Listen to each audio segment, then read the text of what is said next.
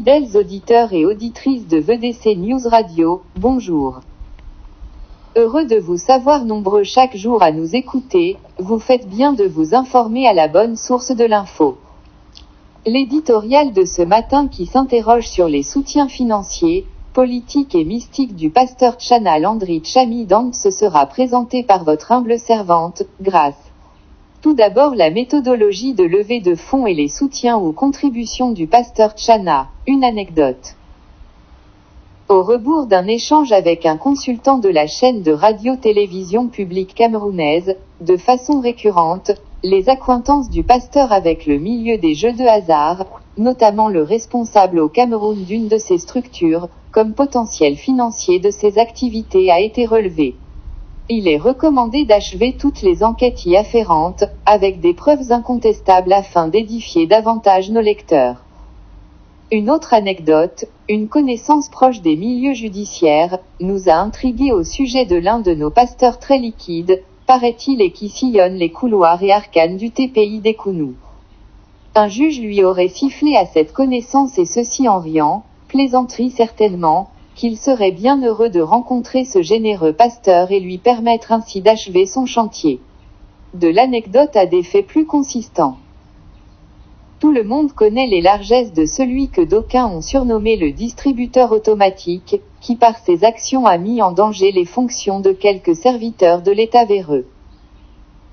N'eurent été les exigences de la confidentialité et la soumission à l'éthique et la déontologie journalistique, des pages entières de documents seraient mis à votre disposition, voire des messages WhatsApp et des échanges vocaux, en plus de témoignages, afin que chacun se fasse une opinion objective de la situation.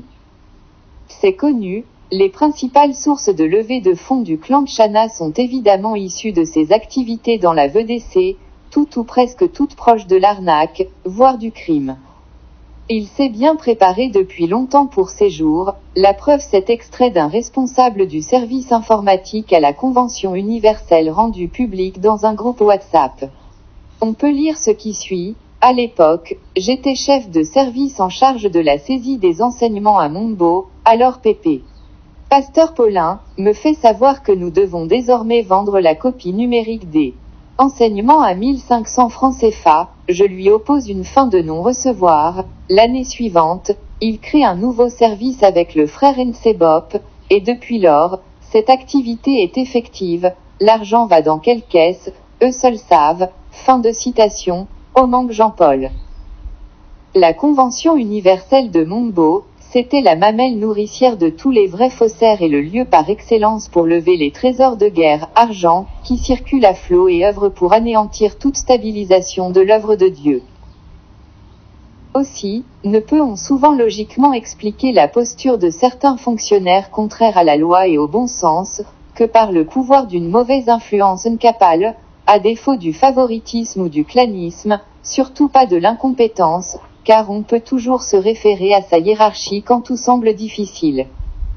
Il y a donc la littérature et tout son corollaire, mais également les fonds des écoles et établissements scolaires dont la gestion calamiteuse et opaque leur donne tout le loisir de se servir pour asservir les cupides. Sylvestre Vogo, le comptable attitré chargé des opérations, nous en dira des nouvelles au temps convenable. Il y a encore les caisses des églises, il y a aussi les contributions de tous ceux qui ont rêvé quand on leur a proposé des postes de responsabilité dans le gouvernement imaginaire et à venir de la VED, etc., etc. Ensuite les soutiens politiques. Le tout premier est le professeur Chanda Tomné, malheureux père de 2 partis politiques dont la durée de vie fut celle d'un feu de paille, et reconverti en médiateur universel autoproclamé.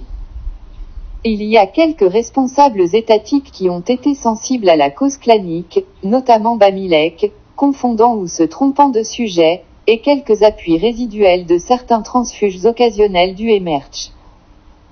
Plusieurs savent qu'un certain avocat capacitaire y était un fervent militant, ses publications de soutien à la cause du parti de Maurice Kamto sur Facebook ayant été rapidement supprimées, quand le gombo Tchatchapapa Landry se présenta à lui. Enfin, les soutiens mystiques.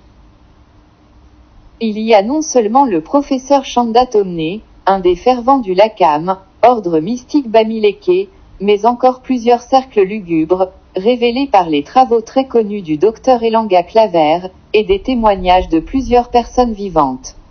Que conclure? Toute plante que n'a pas plantée mon Père Céleste sera déracinée, dixit le Seigneur Jésus-Christ en Matthieu chapitre 15, verset 13. L'œuvre charismatique ne survivra pas, car elle n'est pas de Dieu. Le Créateur n'aime pas le bicéphalisme, l'ange déchu, le diable l'avait appris à ses dépens.